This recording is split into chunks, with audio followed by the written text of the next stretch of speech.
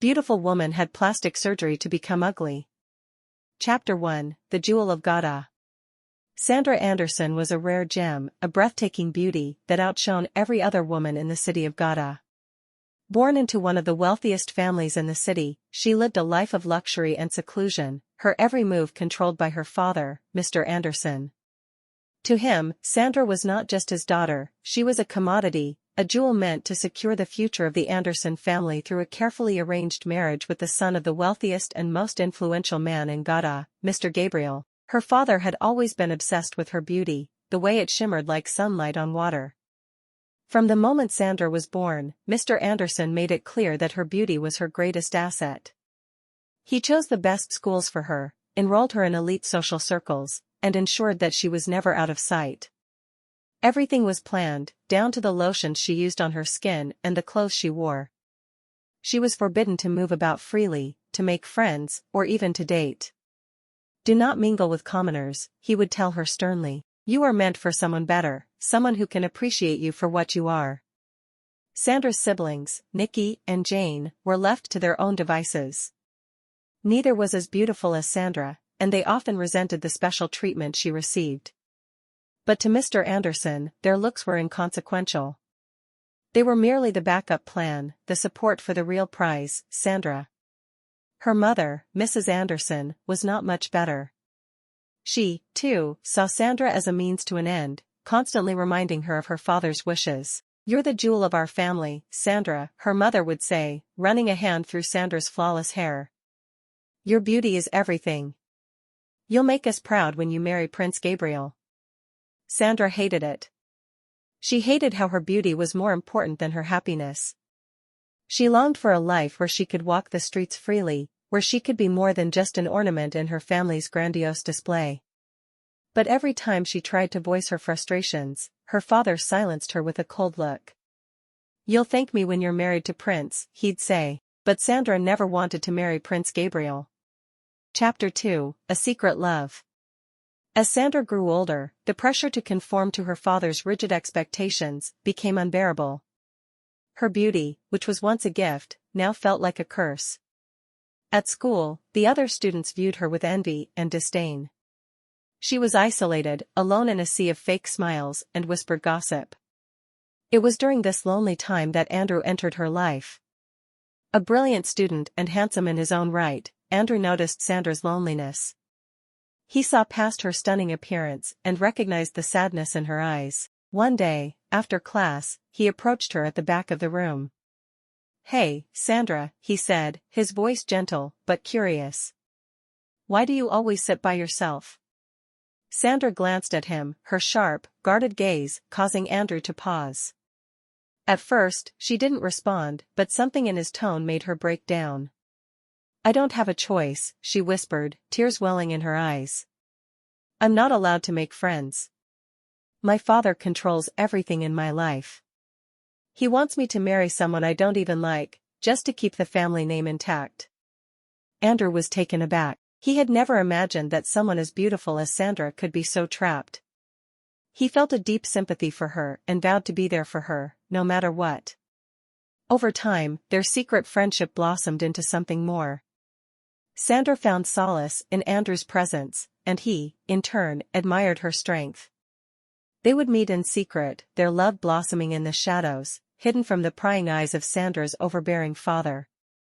Their relationship was everything Sandra had ever dreamed of, honest, loving, and free. But as much as they tried to keep their bond a secret, Sandra knew that one day, her father would find out. And when that day came, he would never forgive her. Chapter 3, The Proposal. One day, Mr. Anderson called Sandra into his office. She had just turned 21, and he had arranged a meeting with Prince Gabriel. "You will marry him," her father declared with finality. "I've already arranged everything.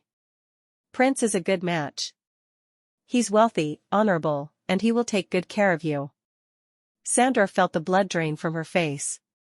Prince was nothing like the man she had dreamed of. He was fat, ugly, and, worst of all, he was nothing like Andrew.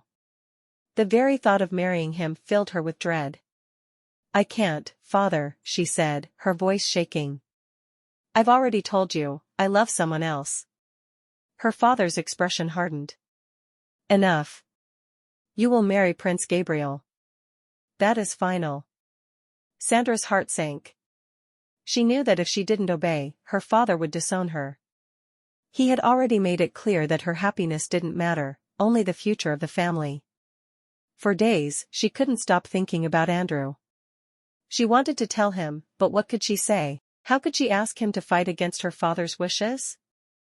Chapter 4, A Desperate Plan. 1 week before the wedding, Sandra met with Andrew in secret. She poured out her heart to him, explaining everything. She told him how her father had arranged her life, how she had never had a choice, and how she could not bear the thought of marrying someone she didn't love. Andrew's heart broke for her. He couldn't imagine the pain she must have been enduring. Then, in a moment of clarity, an idea sparked in his mind. What if you didn't look like yourself anymore? He asked, his voice tentative. What if you got plastic surgery? If you were ugly, your father wouldn't force you to marry Prince. Sandra's eyes widened in shock. What do you mean, ugly? I mean, you could get surgery to change your appearance. Your father only cares about your beauty, right? If you weren't beautiful anymore, he'd have no reason to push you into that marriage.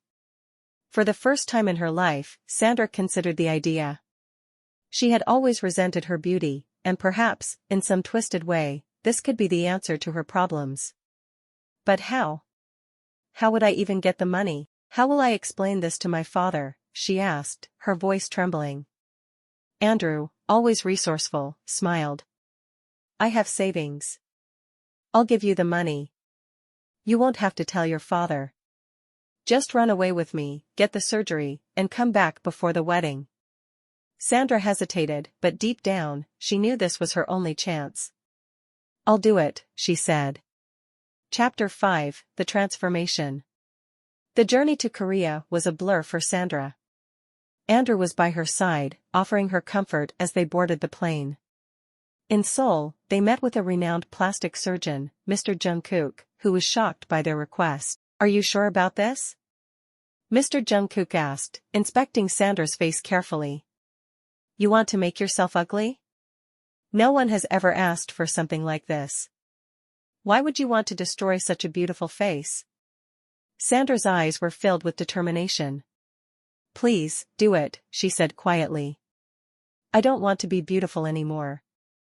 After paying a hefty sum, the surgery began. Sandra was put under anesthesia, and when she woke up, everything had changed. Her once flawless features had been altered, her nose was flattened, her lips less full, her eyes smaller, and her skin less radiant. She no longer resembled the woman who had captivated everyone's attention. And yet, as she looked at her new face in the mirror, Sandra felt something she hadn't felt in years, relief.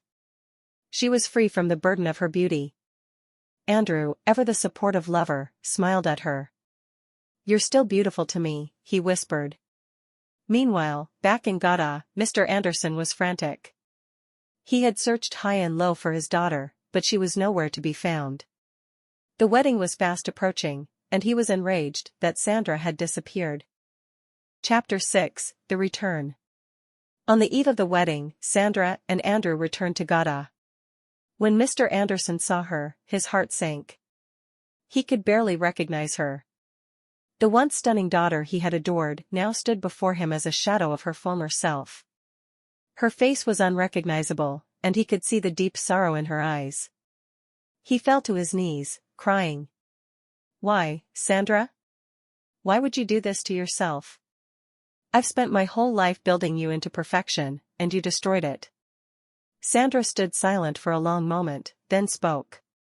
Because, Father, I was never happy. You controlled my life, my choices, and you never listened to me.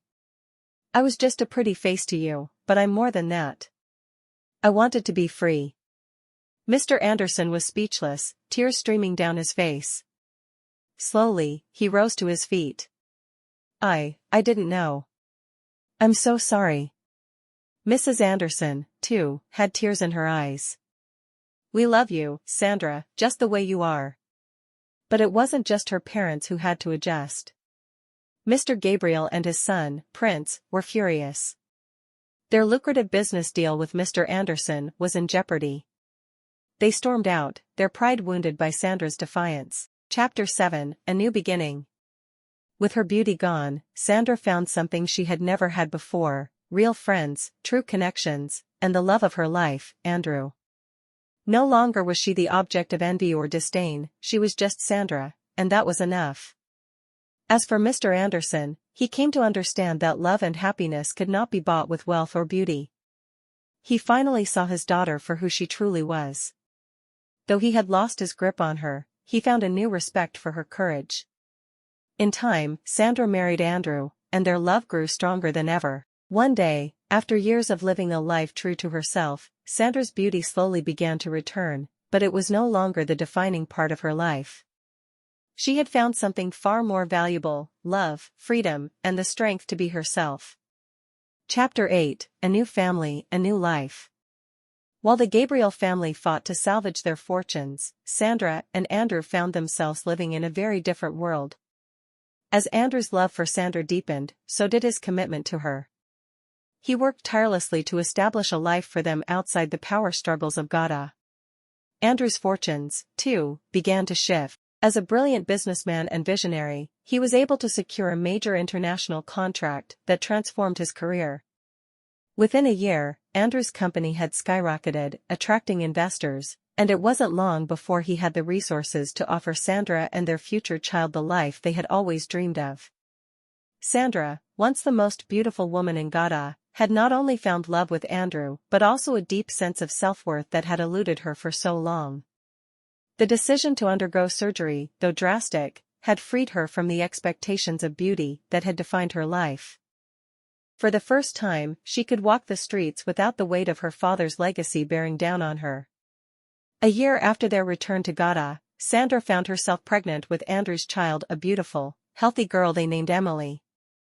The joy and fulfillment of motherhood gave Sandra an entirely new sense of purpose. It was everything she had ever wanted: a family of her own, built on love, respect, and equality, not superficial beauty or status. But as she prepared for the birth of their child, both Sandra and Andrew knew they could no longer stay in Gada. The city held too many painful memories, and the relentless pursuit of wealth and status that had defined their past lives would only continue to haunt them. They needed to start fresh, somewhere far away from the chaos of Gada. Chapter 9, A New Beginning in Canada. With Andrew's newfound wealth, the couple made the decision to leave everything behind. They sold their properties and used the money to relocate to Canada, a place where they could raise their family free from the constraints of the city and the burdens of their past. Canada offered a fresh start, a place where Andrew could continue to grow his business and Sandra could live a life she had always dreamed of, without the pressure of her former beauty or her father's expectations. Andrew's company quickly expanded into the international market, and within a few years, he was considered one of the leading entrepreneurs in Canada. With the business booming, they purchased a beautiful home in a quiet, affluent neighborhood where Sandra could finally breathe easy. The family was happy, and they were truly free. In Canada, Sandra's beauty slowly began to return, but it was no longer the centerpiece of her identity. Her appearance wasn't what defined her anymore. What mattered now was her role as a mother, a wife, and a successful woman in her own right. The transformation she had undergone, both physically and emotionally, had set her on a new path.